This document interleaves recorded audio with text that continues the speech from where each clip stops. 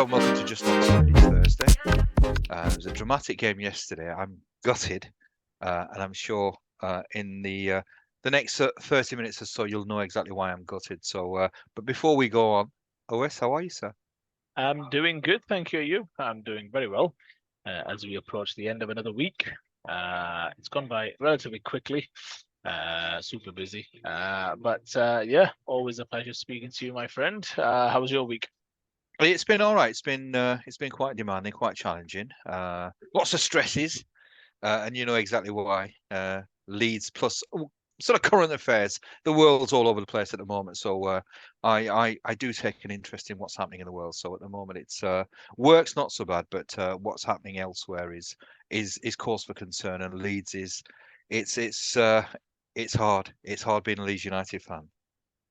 It's Right. hard, but that's the life you chose. I don't know if that life chose you, perhaps. I'm not so sure Well, yet. yeah, I I mean, think it was always, yeah. I mean, there are some people who are destined to support clubs that are always going to be chaotic. I mean, I think that's a reflection of the life that I've had, and I always will have probably.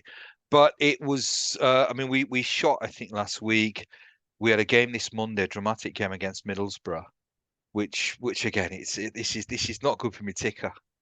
It was not good. within the Yeah. we no time at all. We're a goal behind. We equalise. It's 4-2. And even with Leeds, this is the thing with Leeds United at 4-2. Many supporters would think, yeah, I think job done, but not with Leeds. I was thinking, I think we need five just to give that 3 goal buffer. And then, would you believe it? 85 minutes, they score another one, and for the next 10 minutes or so, my goodness me, my heart was racing. But it was crucial, absolutely crucial. And it was a really good result yesterday as well.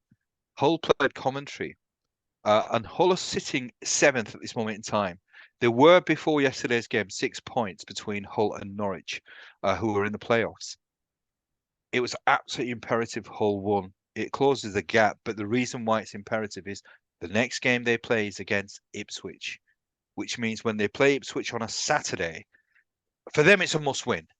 It's not a game where they can take their foot off the gas. So for us, obviously it helps, but prior to that, we're playing tomorrow against QPR away.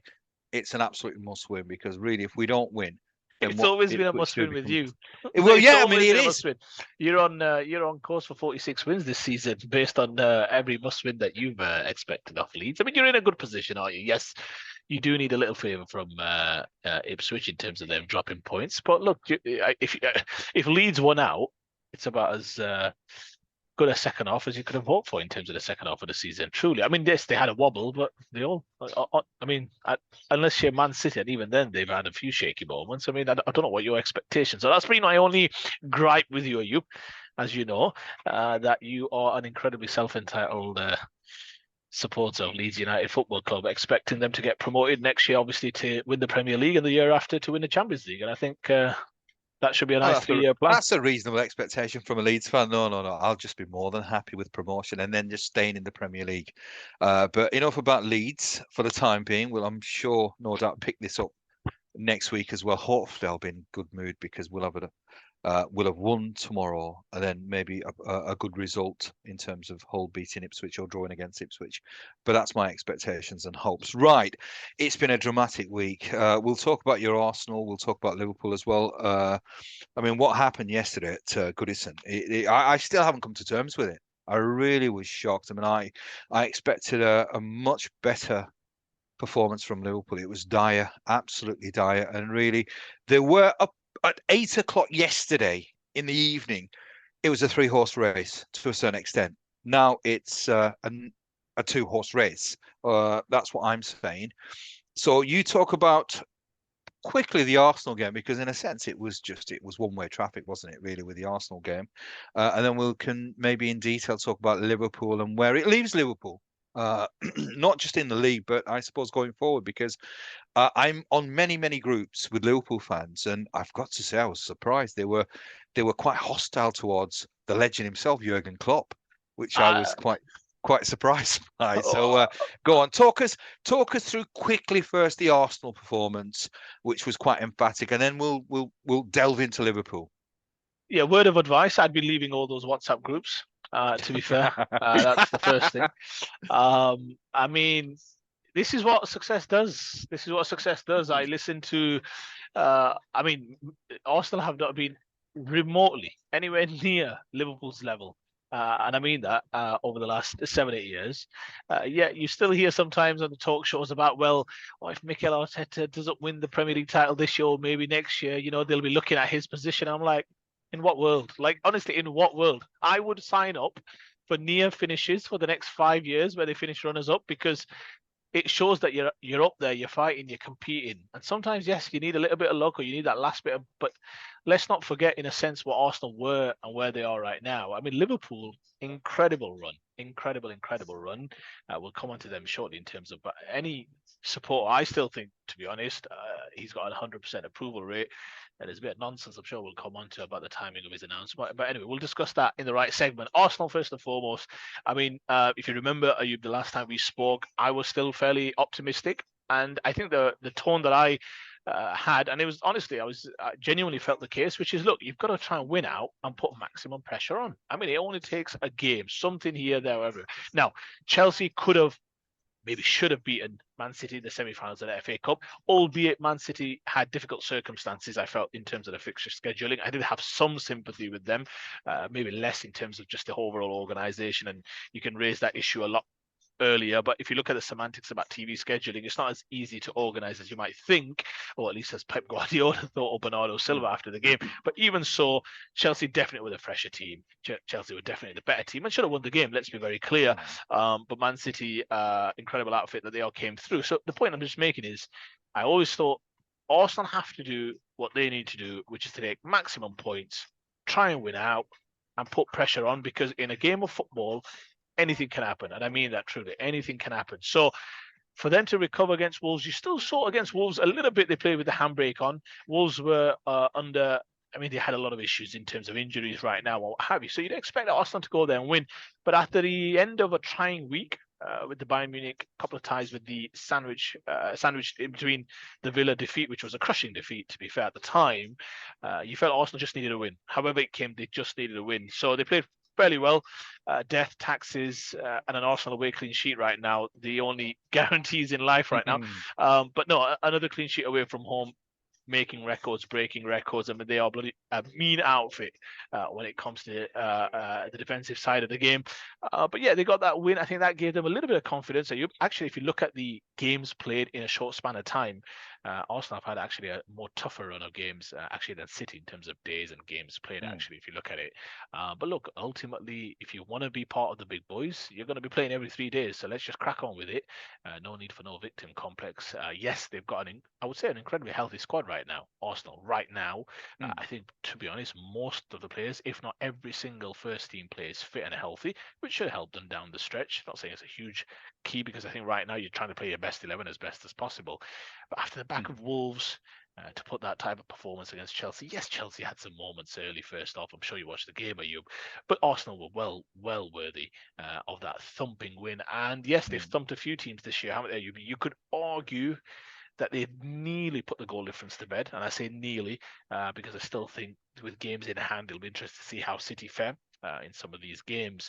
But a resounding win for Arsenal. I thought they deserved to win the game, comfortably. Really sorry state of affairs with Chelsea right now, irrespective of some of the optimism that you might see in some of the games that they've played. If you remember, at the start of the season, I spoke about how I felt away from home they would struggle, just because when you've thrown together an array of new players, it's always away from home. I always feel you're going to find it a little bit more difficult, because you're going to come under pressure. And under pressure, what you want is your team to stick together, come together. We'll talk about the game at Goodison yesterday, where I thought Liverpool failed that test to some extent. But yeah, Arsenal, give them credit. Tough week. You're not going to go through plain sailing in a Premier League title challenge. They had that little wobble in December. They had a little wobble, obviously losing. I mean, there's no shame losing to Bayern Munich. They might go on to win the Champions League. But yes, of course, a few damaging defeats. But I think to bounce back with 2 comfortable wins, 2 clean sheets, gives them a great deal of confidence going into the huge game over the weekend. So, yeah, I think Arsenal did their job, did what was asked of them, applied maximum pressure to the champions who play later on tonight. And that's all you can ask. Apply maximum pressure and see where it takes you. Arsenal have to think, we've got to finish with 89 points and the best goal difference. If they finish off with 89 points, and then that's still some way away. I'm not just counting those points. You play every game on its merit, but that's what they'll be targeting. And that you would argue, you could still argue, it's progress from last year in terms of the points sold, in terms of defensive. If another team simply gets more points than you, that's no real shame in that respect when you're putting together totals that Arsenal might. So big credit to Arteta for lifting the players. Big credit to the players themselves. Do I still see the odd little vulnerability? Of course I do, but it's not going to be plain sailing. But right now they'll be feeling pretty good going to what will be obviously a hugely emotional game against Spurs over the weekend. Just a quick point on Chelsea. I mean, we've talked about Chelsea on and off during this season, and Pochettino. I mean, he's a coach obviously who had a great reputation, but in terms of achievements, it's questionable as to whether he's achieved as much as the credit he's given for. Now, what's your thoughts on? I mean, we've talked about Pochettino, we've talked about Ten Hag. These are clubs with great expectations, and these are managers that have come with reputations, but I don't know. Again, with Pochettino, I mean, it's a defeat that you don't want on your CV in your first season back, especially with the investment that Chelsea have made. Where do you think he's going? I mean, do you think he's quite safe for next season, or will there be question marks? You're right in that it's not black and white. You can't take too many 5-0 defeats, irrespective of whether or not you've got, let's say, a full kind of 100% approval from the board. And if there's one board at 100% approval, probably doesn't mean much. It's probably the Chelsea board, at least historically. I mean, look, I think Eric Ten Hag, if you remember, we spoke about this with Eric Ten Hag. I said that he will not be the manager of Manchester United Football Club, irrespective of whether he goes on to win the FA Cup. That was I think at the quarter-final stage. I still believe that. I think even if they were to beat Man City in the Wembley Showdown, I still think he'll lose his job. And that's unfortunate, but I just see it that way because I just think that's where the tea leaves. I mean, Manchester United have cleared out some of the high-ranking members of the board. You don't necessarily want to fire the manager in between during the season unless you've got ready-made replacements. It's rarely the done thing unless you have somebody ready to go, let's say, and I don't think they do. So I do think, unfortunately, he will lose his job. We can question the merits of that being the case. In terms of Pochettino, I think he's got... I think he'll be fine, Ayub, to be fair, going into next season. There's a lot of Chelsea fans who think that he should be shown the door, but it'd be embarrassing, Ayub. Come on, this is back-to-back seasons where you're just hiring and firing managers in between during seasons. It's embarrassing, no matter how you slice it or dice it. There's still some talk that there will be some challenges with FFP and all of that and all the rest of it. So there's a lot of turmoil right now. Are there some shoots of hope? There are, of course there are. I mean, they got to the Carabao Cup final, FA Cup semi-final, but the league ultimately, Ayub, is the barometer of where you are as a football club. And now that's back-to-back seasons of mid-table mediocrity. Are Chelsea a mid-table team?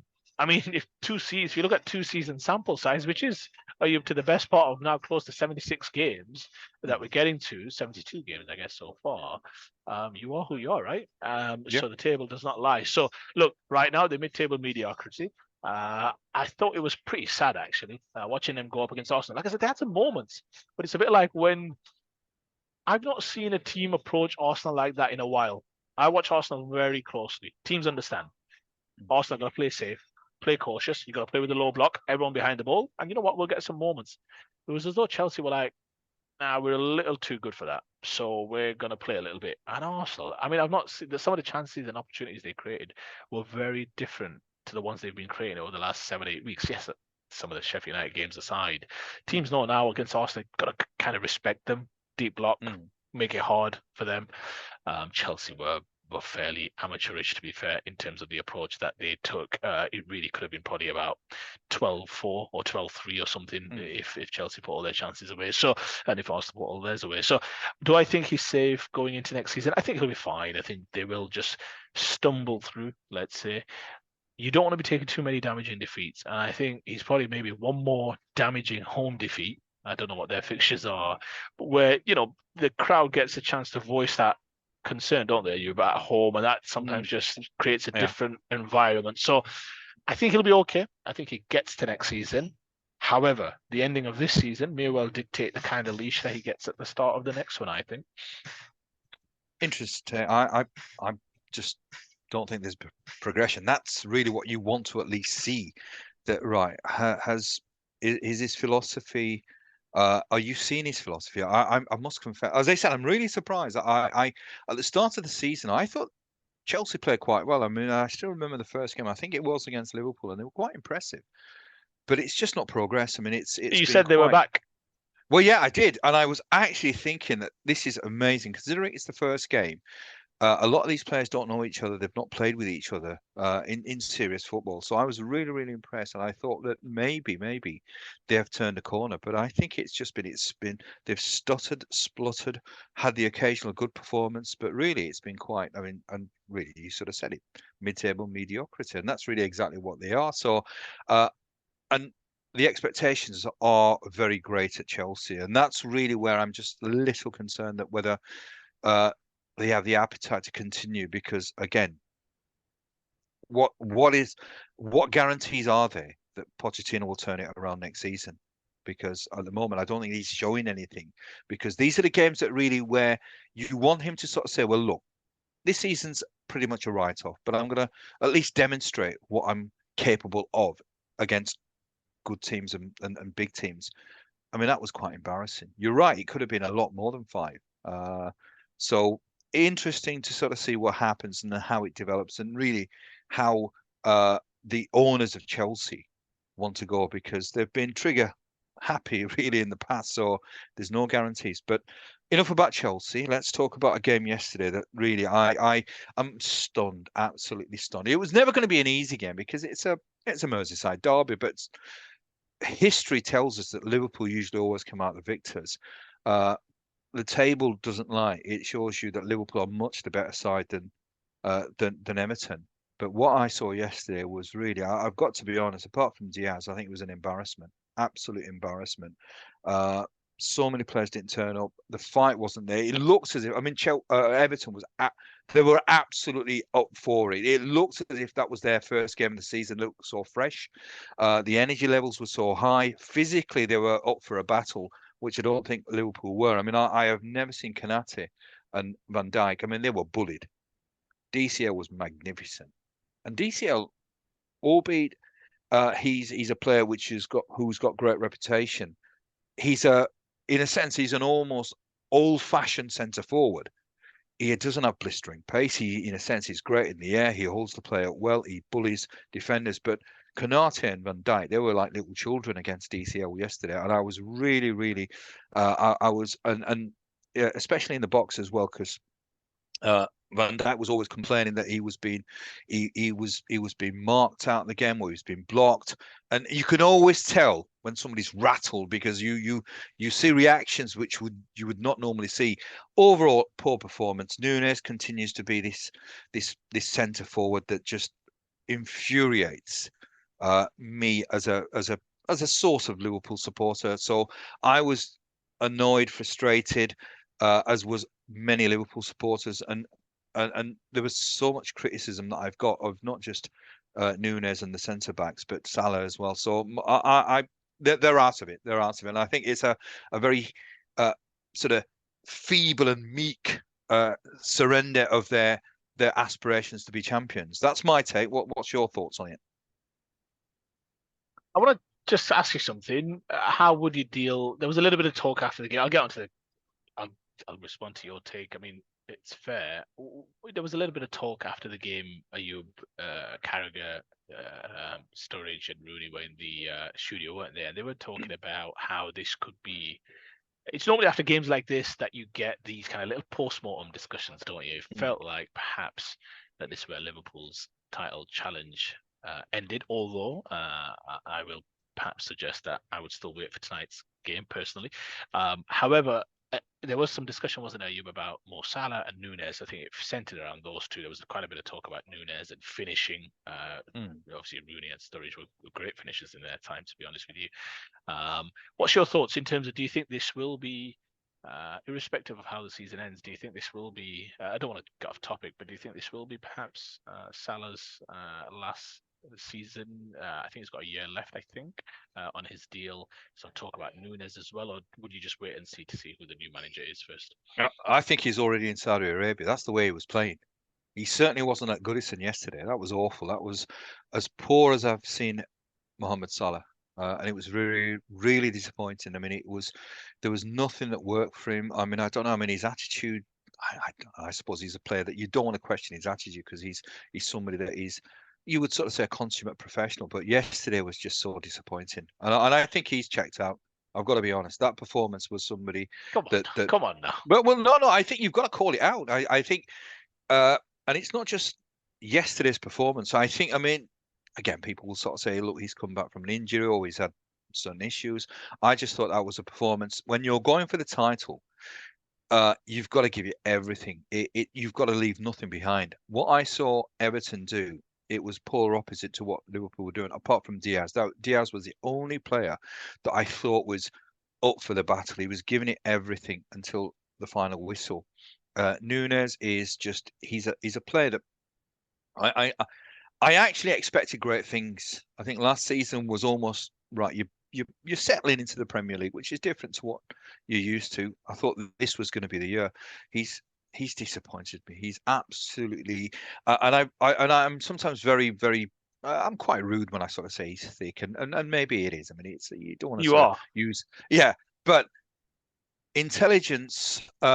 You don't have to be Einstein in football, but you've got to have some sort of intelligence, footballing intelligence. He just seems to be a player that I really would love to speak to him and just really realize or understand what his mentality is when he's on a football pitch. But because it seems to be that I'm not sure what he's been coached, because it's certainly not something that he's demonstrated in the game. Because as a striker, the hardest thing they always say is to put the ball in the back of the net. But if you keep on getting yourself in positions where you've got the opportunity, you've got to then learn, well, look, I mean, he had a great opportunity yesterday. He struck it straight at the keeper. Now, he should be aware as a striker as to where keepers usually are positioned. So you've got to have the footballing intelligence to sort of say, well, look, I've got to increase my percentages of scoring a goal. There is no thought process. I mean, Diaz had another opportunity where he could have been a little bit more clinical. Salah was, I mean, there was one where he put it over the bar. I mean, I as I said, I was absolutely just, I was on the sofa, banging the sofa, but it just wasn't happening. I mean, it looked like one of those days where that was the final nail in their coffin in terms of challenging for the Premier League. That's gone, and it really was. It was quite sad. I mean, Klopp as well was getting. He was giving it to the fourth official. He was giving him a lot of verbals, and it was just falling apart. You could see in front of your eyes that this was a club that has run its race, and there was a resignation, to be honest, towards the end, where I think they all accepted that this is it. We're not going to be challenging for the league this year. Yeah, I mean, look, it is. I mean, to lose against Palace, to lose against Everton, yes, it looks difficult. It looks very, very difficult. I think I would wait for tonight's game personally.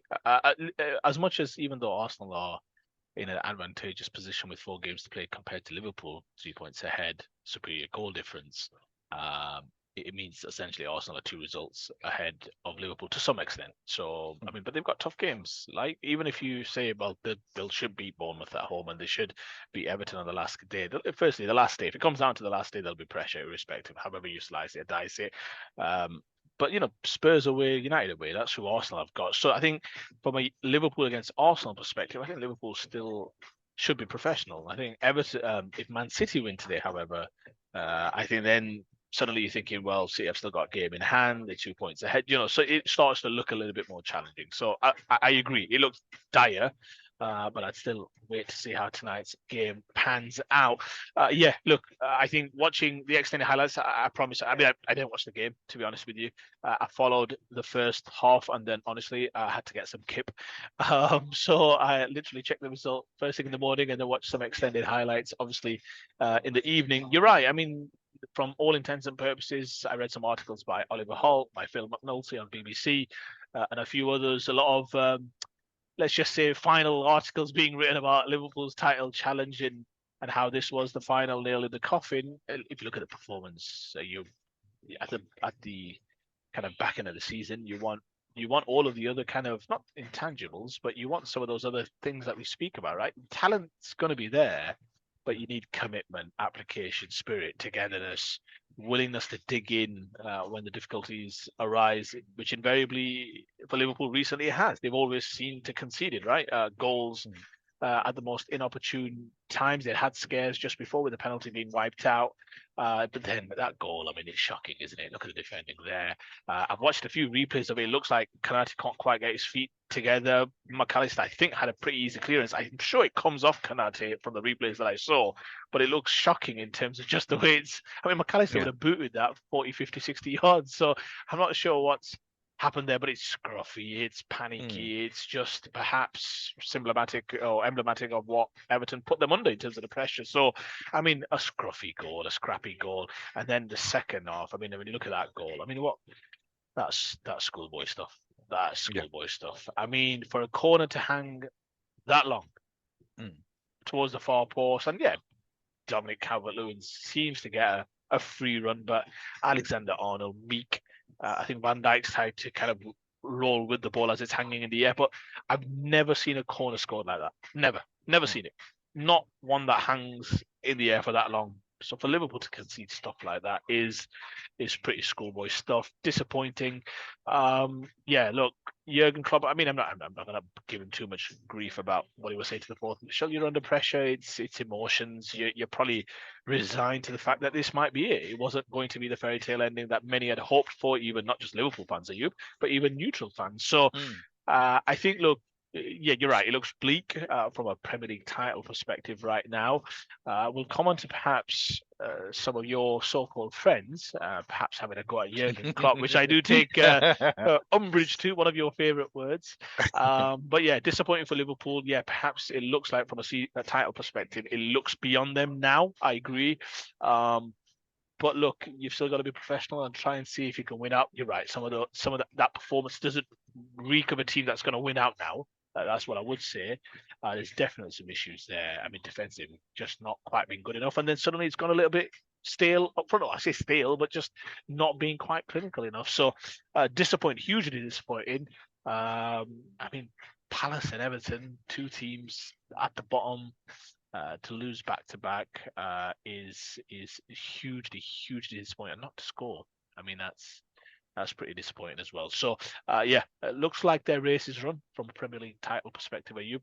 But I mean, come on, you can't be having a go at the manager. That's ridiculous.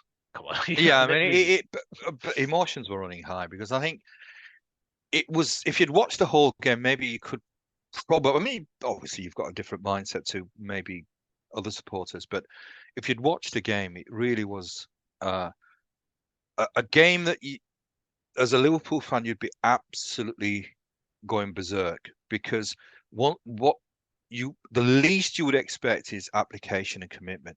It's a derby, and especially with the stakes being so high. I mean, with Everton, I suppose they still they weren't out of danger, but I think the win they'd had the game before really, to a certain extent, had made them safe.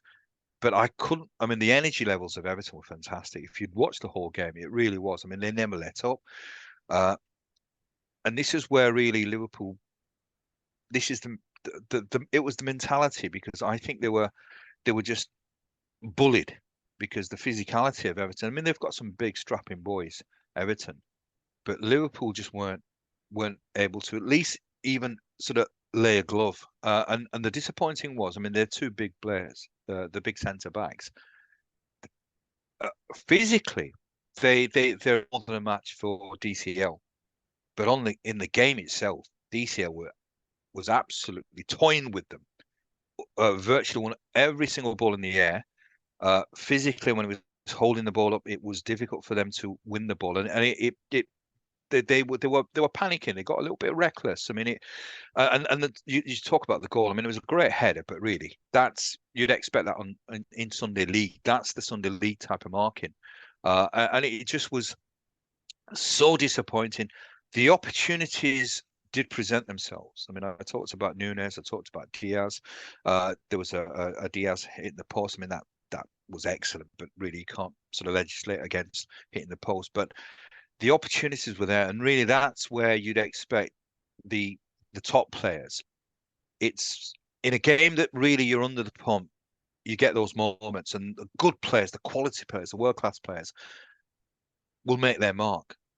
And it didn't happen. I mean, I expected Nunes to be Nunes, but Salah was very, very disappointing. If you'd watched the whole 90 minutes, I mean, I think they did a stat at the start of the game about 30 minutes into the game. He's had about 3 or 4 touches. He was anonymous. He was hardly in the game. And when he was in the game, he wasn't really impacting the game. It just was, you could afford maybe 1 or 2 weak performances, but this was virtually every single individual was just not at the races at all. And it was so disappointing. This is not what you want in such a big game, such a crucial game. And I mean, in terms of the performance, I mean, if you look at them, there's a stat that they brought up on the screen. I think it was about 30 minutes, and Salah had about 3 or 4 touches. It was just, I mean, that was symptomatic of the performance. Really disappointing. Really disappointing. It's a shocking way to concede the title. And I think that's exactly what's happened. They've conceded the title in the meekest, most I don't want to say this sort of spineless, but it appeared that way. So that's why I could understand the emotion of Liverpool fans sort of critical I of don't. Klopp, because I don't. well, I I mean, don't understand it. I don't but it's the understand it. changes as well. Well, I mean, it's the emotion, isn't it? It's a game full of emotions, and obviously in the call light today, people will reflect on that. But what you don't want, and this is where I think fans perhaps have a right to be annoyed and angry, is that you at least expect the commitment to be there. The commitment wasn't there. If it Look, was, it wasn't showing on the performance. yeah, they had a really bad day at the office. I'm not saying that Jurgen Klopp is beyond reproach. I'm not one of those brigade. Oh, how could he ever? He's a legend. No, listen. Ultimately, he's getting paid a salary. Ultimately accountable for your performance as well. And look, he's open to criticism if needs be, if where it's deserved and what have you. The fact is, this is a huge improvement from last year. Yes, they've spent some money in the summer in terms of improving the squad. Some felt going into the season they were still a bit light, especially in those midfield areas. They've just come unstuck right at the very end. Now, nobody, I mean, if Arsenal had lost these back-to-back games or what have you, and this and that, there'd be a lot of talk about chokers and bottling and all the rest of it, and probably fairly well deserved. If some might think, I mean, I don't believe in those words, but some, because Arsenal at least don't have the benefit of the doubt of having been there and done it. Liverpool have shown that they can stand the test of time. Look, they can't. Not every team's going to win the league, and Liverpool have come close. It looks like they're going to fall short for sure, without a shadow of a doubt. But and yeah, the way they've surrendered it in a meek performance at Goodison, where you think, come on, you'd be up for it. You've had a bit of time to think about this game. You've had a bit of time to kind of dwell on it and all the rest of it. But to kind of lose the Palace, get bounced out of the Europa League, and then lose to Everton, thereby surrendering your hopes for a Premier League title. It does seem an inopportune and quite surprising way, perhaps, to surrender that advantage when not so long ago they were top of the Premier League title with the destiny in their own hands. So, look, Jurgen Klopp, I've got no issues. Look, he's going to make the decisions as he sees fit. He sees the players in training every single day.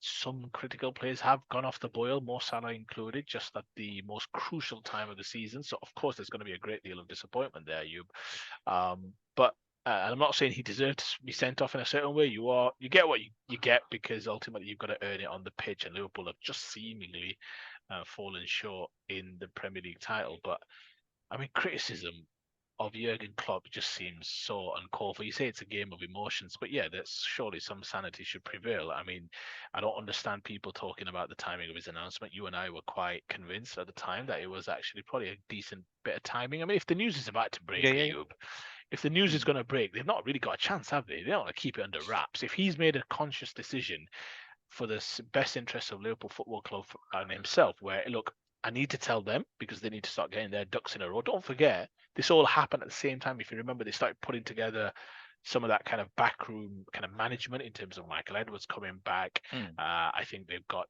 is it Richard Hughes, formerly of Yeah. Portsmouth, director of football, who's going to come. I think what was it? Is he at Bournemouth currently or one of the teams in the Premier League? But anyway, he's coming over. Mm. To Liverpool. So whilst it gives Liverpool a bit of chance to prepare, and I think that's why he told them. I said, look, he's probably knowing, look, I'm going to leave. I'm not going to leave you in the lurch, but I am going to leave. And then at some point, when you're a high-profile manager as he is, it's going to start breaking. So I think he probably didn't want that. So some may say, oh, this timing. I'm not sure.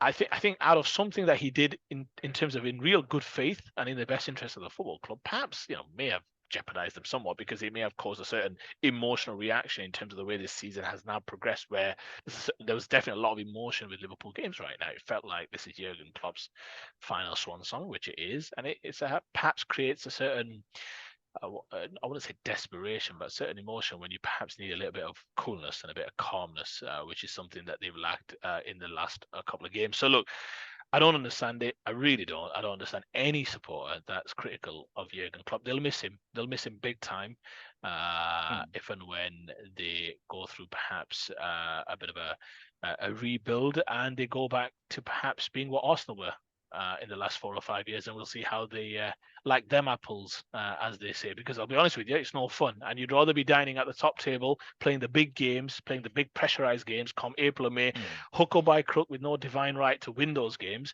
You'd rather still be in the title hunt to try and win some of these games than be teams like Chelsea or United right now, where what have United got? I think they've just got into a positive goal difference after that win against Sheffield United, I think, +1 compared to Arsenal's +50 or whatever it is.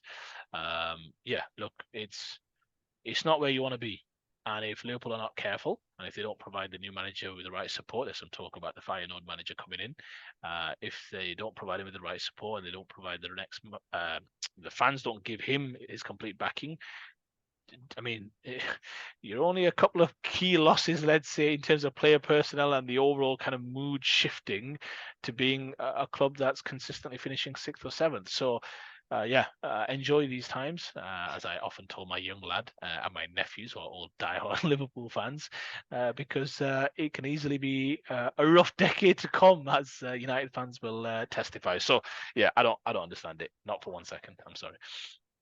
All right, just before we sign off, just on the point you raised about, I think Arne Slot, or there's a number of managers that were in discussion, or at least it appeared in discussion with potentially being the new Liverpool manager, but it seems that the favourite now is Slot.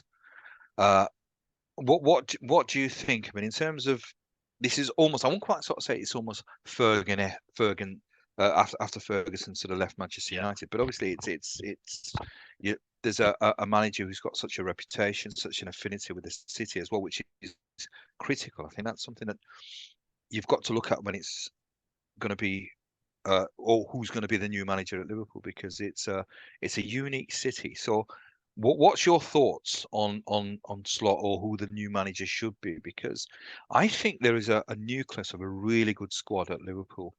Some players will leave, but I think in terms of the young players, there is a wealth of talent there.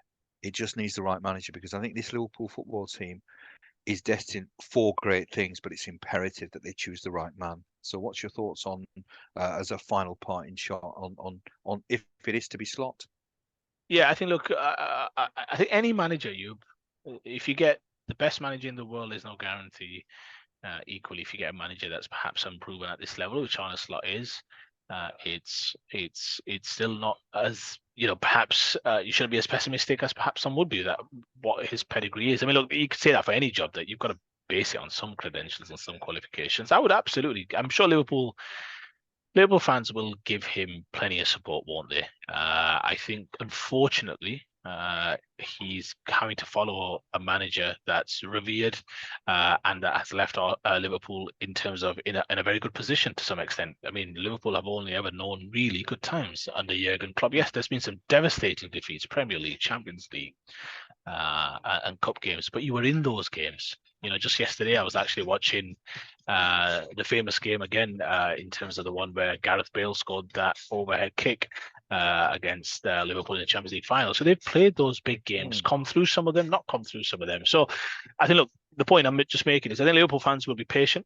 with Slot if it is him. I think they'll back him. Of course, you always want a new manager to start coming in and bringing his own ideas and start putting his imprint on the team. I think what Liverpool perhaps fans want to see perhaps is they'll always want to see a good brand of football, and that's what Jurgen Klopp brought. I think if I was just being a little bit, I want to say picky, but I think they'll perhaps want to see a little bit more cohesion in terms of defensively as well. I think there's just been a little bit, they've been a little too open in recent times in terms of chances conceded. We've said throughout this season that they've been a little fortunate, perhaps, in some of the games, and that was working really well up to about 30 odd games. It's just that just near the end, it's perhaps caught up with them. And look, some might say, look at Arsenal, great defensively, they've got the best defense, they've got the best attack, and they're top of the table right now. But I think they'll probably just be looking for a little bit more defensive cohesion. Look, this manager is thought of very highly. He's rated very highly. He plays a certain brand of football, which Liverpool fans will appreciate. I think if it is him, I think they'll support him. I think, to be honest with you, I think even if he suffered in the first season, I still think they'd support him because they'd probably give an inbuilt excuse that you're following a legend.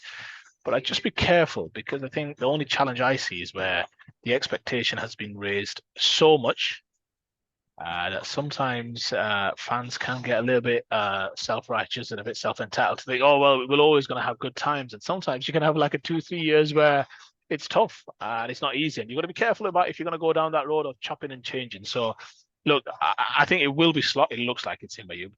And he plays a certain brand of football. Let's give him a chance. Let's give him a right go. It'll be fascinating. I would have loved to have seen Alonso. I made this point to my brothers who are Liverpool fans, just because there's an inbuilt storyline with Alonso and Mikel Arteta, childhood friends, coming from the same part of town in Spain. So both of a similar age as well, similar profile. Great friends. Imagine them two going at it. Then you've got Alonso, who was also played under Pep, and Pep, obviously, we know his relationship with Arteta. So if those three teams were going to spearhead perhaps Premier League title challenges over the next 2 or 3 years, it was just so many storylines. But not to be right now. I'm excited. I think Liverpool fans will be gutted when he goes. Jurgen Klopp, legend. He'll get the send-off that he deserves in terms of, and when he comes back, you can imagine what kind of celebration there will be when he comes back to watch some games.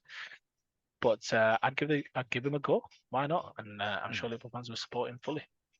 I agree. I mean, I was hoping it was going to be Alonso because that would have been a wonderful story. And I was disappointed with Alonso. I think he's bottled it. I think he's played it safe. Careful, are you? No, I do because it was it's such a great opportunity, and I think that would have been a really excellent follow up to Klopp. I think that would have sort of eased the pain of Liverpool fans to see the departure of Klopp. But at least I suppose what it means now, the fact that they got beat yesterday, it means that they're not really going to. The last game that is played at Anfield, or the last game that Klopp is managing Liverpool, I don't think it's obviously going to be a game which is going to be critical and crucial. So it's almost going to be a celebratory atmosphere. So really, probably it sort of, in one way, it sort of works out okay, because if there was a lot of tension, maybe it probably would have spoilt the party type of atmosphere that you really want. You wouldn't give them a good send off. So at least that's a consolation I'm looking at. It's a bizarre way of looking at it. Yeah, indeed. Just before we sign off, I'm going to ask you something a bit unrelated, but I just wanted to get your thoughts on the matter. If Coventry City's winner stood on Sunday, was it? Do you think Ten Hag would have been fired that evening? Yeah.